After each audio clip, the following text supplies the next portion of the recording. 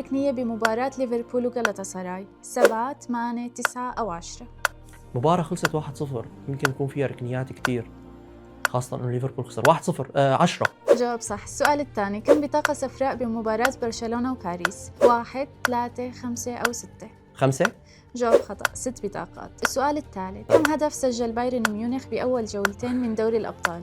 4 6 8 أو 10؟ 8 عنده آكل هدفين عشان جواب يذكر صح. برشلونة 8-2. جواب صح. يلا. السؤال الرابع، كم تسلل بمباراة برشلونة وإشبيليا؟ 6 8 10 أو 12؟